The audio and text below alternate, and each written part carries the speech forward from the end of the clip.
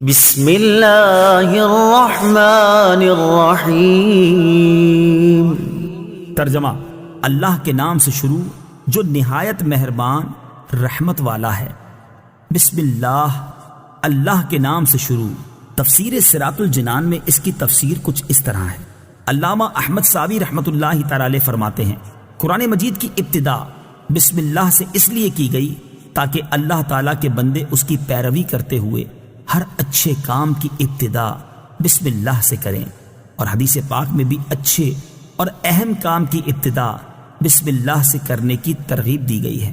چنانچہ حضرت ابو ہریرہ رضی اللہ تعالی عنہ سے روایت ہے، حضور پرنور صلی اللہ تعالی علیہ وسلم نے ارشاد فرمایا، جس اہم کام کی ابتدا بسم اللہ الرحمن الرحیم سے نہ کی گئی تو وہ ادھورا رہ جاتا ہے۔ لہٰذا تمام مسلمانوں کو چاہیے کہ وہ ہر نیک اور جائز کام کی ابتدا بسم اللہ الرحمن الرحیم سے کریں، اس کی بہت برکت ہے۔ الرحمن الرحیم، جو بہت مہربان رحمت والا ہے۔ امام فخر الدین رازی رحمۃ اللہ تعالی علیہ فرماتے ہیں، اللہ تعالیٰ نے اپنی ذات کو رحمان اور رحیم فرمایا تو یہ اس کی شان سے بعید ہے کہ وہ رحم نہ فرمائے۔ مروی ہے کہ ایک سائل نے بلند دروازے کے پاس کھڑے ہو کر کچھ مانگا تو اسے تھوڑا سا دے دیا گیا۔ دوسرے دن وہ ایک کلاہڑا لے کر آیا اور دروازے کو توڑنا شروع کر دیا۔ اس سے کہا گیا کہ تو ایسا کیوں کر رہا ہے؟ اس نے جواب دیا، تو دروازے کو اپنی عطا کے لائق کر یا اپنی عطا کو دروازے کے لائق بنا۔ اے ہمارے اللہ عز و جل، رحمت کے سمندروں کو تیری رحمت سے وہ نسبت ہے جو ایک چھوٹے سے ذرے کو تیرے عرش سے نسبت ہے، اور تو نے اپنی کتاب کی ابتدا میں اپنے بندوں پر اپنی رحمت کی صفت بیان کی، اس لیے ہمیں بھی اپنی رحمت اور فضل سے محروم نہ رکھنا۔ الحمد للہ رب العالمین۔ ترجمہ: سب تعریفیں اللہ کے لیے ہیں جو تمام جہان والوں کا پالنے والا ہے۔ الحمدللہ، سب تعریفیں اللہ کے لیے ہیں۔ تفسیر صراط الجنان میں اس کی تفسیر کچھ اس طرح ہے، یعنی ہر طرح کی حمد اور تعریف کا مستحق اللہ تعالیٰ ہے، کیونکہ اللہ تعالیٰ کمال کی تمام صفات کا جامع ہے۔ حمد اور شکر کی تعریف۔ حمد کا معنی ہے کسی کی اختیاری خوبیوں کی بنا پر اس کی تعریف کرنا، اور شکر کی تعریف یہ ہے کہ کسی کے احسان کے مقابلے میں زبان، دل یا اعضاء سے اس کی تعظیم کرنا۔ اور ہم چونکہ اللہ عز و جل کی حمد عام طور پر اس کے احسانات کے پیش نظر کرتے ہیں، اس لیے ہماری یہ حمد شکر بھی ہوتی ہے۔ مسلم شریف کی حدیث ہے، حضرت انس بن مالک رضی اللہ تعالی عنہ سے روایت ہے، نبی اکرم صلی اللہ تعالی علیہ وسلم نے ارشاد فرمایا، اللہ تعالیٰ بندے کی اس بات سے خوش ہوتا ہے کہ وہ کچھ کھائے تو اللہ تعالیٰ کی حمد کرے، اور کچھ پیے تو اللہ تعالیٰ کی حمد کرے۔ الرحمن الرحیم۔ ترجمہ: بہت مہربان رحمت والا۔ الرحمن، بہت مہربان۔ تفسیر صراط الجنان میں اس کی تفسیر کچھ اس طرح ہے، رحمان اور رحیم اللہ تعالیٰ کے دو صفاتی نام ہیں۔ رحمان کا معنی ہے نعمتیں عطا کرنے والی وہ ذات جو بہت زیادہ رحمت فرمائے، اور رحیم کا معنی ہے بہت رحمت فرمانے والا۔ یاد رہے کہ حقیقی طور پر نعمت عطا فرمانے والی ذات اللہ تعالیٰ کی ہے، کہ وہی تنہا ذات ہے جو اپنی رحمت کا بدلہ طلب نہیں فرماتی۔ ہر چھوٹی بڑی، ظاہری، باطنی، جسمانی، روحانی، دنیاوی اور اخروی نعمت اللہ تعالیٰ ہی عطا فرماتا ہے، اور دنیا میں جس شخص تک جو نعمت پہنچتی ہے وہ اللہ تعالیٰ کی رحمت ہی سے ہے، کیونکہ کسی کے دل میں رحم کا جذبہ پیدا کرنا، رحم کرنے پر قدرت دینا، نعمت کو وجود میں لانا، دوسرے کا اس نعمت سے فائدہ اٹھانا، اور فائدہ اٹھانے کے لیے اعضاء کی سلامتی عطا کرنا، یہ سب اللہ تعالیٰ کی طرف سے ہی ہے۔ مالک یوم الدین۔ ترجمہ: جزا کے دن کا مالک۔ مالک یوم الدین، جزا کے دن کا مالک۔ تفسیر صراط الجنان میں اس کی تفسیر کچھ اس طرح ہے، جزا کے دن سے مراد قیامت کا دن ہے کہ اس دن نیک اعمال کرنے والے مسلمانوں کو ثواب ملے گا، اور گناہ گاروں اور کافروں کو سزا ملے گی، جبکہ مالک اسے کہتے ہیں جو اپنی ملکیت میں موجود چیزوں میں جیسے چاہے تصرف کرے۔ اللہ تعالیٰ اگرچہ دنیا اور آخرت دونوں کا مالک ہے، لیکن یہاں قیامت کے دن کو بطور خاص اس لیے ذکر کیا تاکہ اس دن کی اہمیت دل میں بیٹھے۔ نیز دنیا کے مقابلے میں آخرت میں اللہ تعالیٰ کے مالک ہونے کا ظہور زیادہ ہوگا، کیونکہ اس دن کسی کے پاس ظاہری سلطنت بھی نہ ہوگی جو اللہ تعالیٰ نے دنیا میں لوگوں کو عطا فرمائی تھی۔ اس لیے یہاں خاص طور پر قیامت کے دن کی ملکیت کا ذکر کیا گیا۔ إياك نعبد وإياك نستعين۔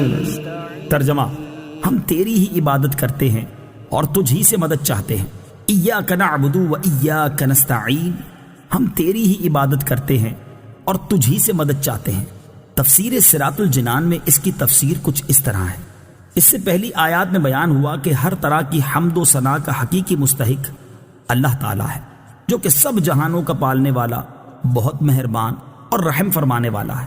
اور اس آیت سے بندوں کو سکھایا جا رہا ہے کہ اللہ تعالیٰ کی بارگاہ میں اپنی بندگی کا اظہار یوں کرو کہ اے اللہ عز و جل، ہم صرف تیری ہی عبادت کرتے ہیں، کیونکہ عبادت کا مستحق صرف تو ہی ہے اور تیرے علاوہ اور کوئی اس لائق ہی نہیں کہ اس کی عبادت کی جا سکے، اور حقیقی مدد کرنے والا بھی تو ہی ہے۔ تیری اجازت و مرضی کے بغیر کوئی کسی کی کسی قسم کی ظاہری، باطنی، جسمانی، روحانی، چھوٹی بڑی کوئی مدد نہیں کر سکتا۔ وَإِيَّاكَ نَسْتَعِينُ، اور تجھ ہی سے مدد چاہتے ہیں۔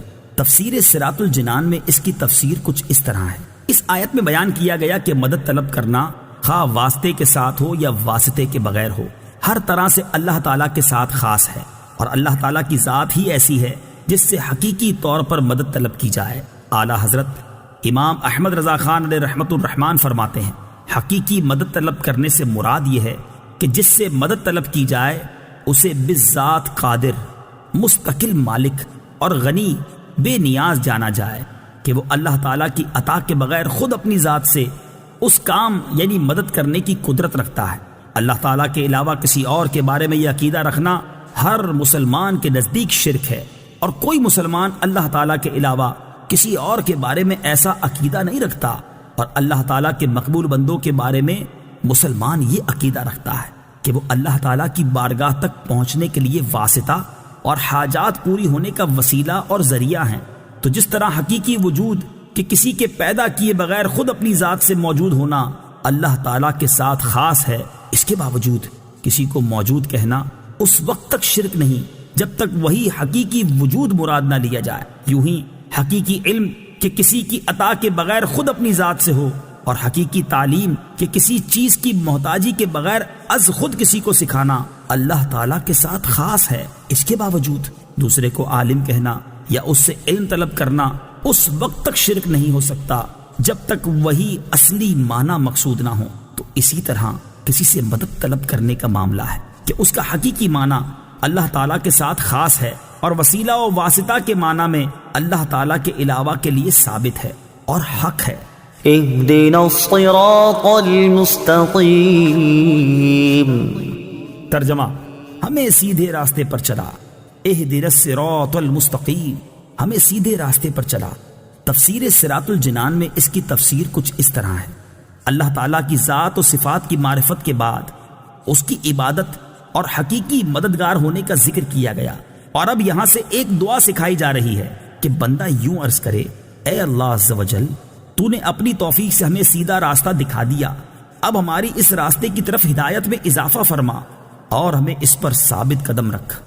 صراط مستقیم کا معنی، صراط مستقیم سے مراد عقائد کا سیدھا راستہ ہے جس پر تمام انبیاء کرام علیہم الصلوۃ والسلام چلے، یا اس سے مراد اسلام کا سیدھا راستہ ہے جس پر صحابہ کرام رضی اللہ تعالی عنہم، بزرگان دین اور اولیاء اعظام رحمت اللہ تعالی علیہم چلے، جیسا کہ اگلی آیت میں موجود بھی ہے۔ اور یہ راستہ اہل سنت کا ہے کہ آج تک اولیاء کرام صرف اسی مسلک اہل سنت میں گزرے ہیں۔ صراط الذین انعمت علیہم غیر المغضوب علیہم ولا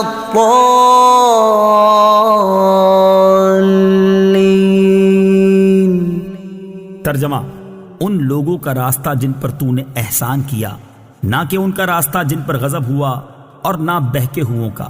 صراط الذین انعمت علیہم، ان لوگوں کا راستہ جن پر تو نے احسان کیا۔ تفسیر صراط الجنان میں اس کی تفسیر کچھ اس طرح ہے۔ یہ جملہ اس سے پہلی آیت کی تفسیر ہے کہ صراط مستقیم سے مراد ان لوگوں کا راستہ ہے جن پر اللہ تعالیٰ نے احسان و انعام فرمایا۔ آیت ولضالین سے متعلق شرعی مسئلہ، بعض لوگ ولضالین کو ولضالین پڑھتے ہیں، ان کا ایسا کرنا حرام ہے۔ اعلیٰ حضرت امام احمد رضا خان علیہ الرحمۃ الرحمان فرماتے ہیں ضاد ضا ذال زا سب حروف متباینہ متغائرہ یعنی ایک دوسرے سے جدا جدا حروف ہیں، ان میں سے کسی کو دوسرے سے تلاوت قرآن میں قصدن بدلنا، اس کی جگہ اسے پڑھنا، نماز میں ہو خواہ بیرون نماز، حرام قطعی و گناہ عظیم، افتراء علی اللہ و تحریف کتاب کریم ہے۔ آمین اس کا ایک معنی ہے اے اللہ عز و جل تو قبول فرما، دوسرا معنی ہے اے اللہ عز و جل تو ایسا ہی فرما۔ آمین سے متعلق شرعی مسائل، نمبر 1 یہ قرآن مجید کا کلمہ نہیں ہے۔ نمبر 2 نماز کے اندر اور نماز سے باہر جب بھی سورہ فاتحہ ختم کی جائے تو اس کے بعد آمین کہنا سنت ہے۔ نمبر 3 احناف کے نزدیک نماز میں آمین بلند آواز سے نہیں بلکہ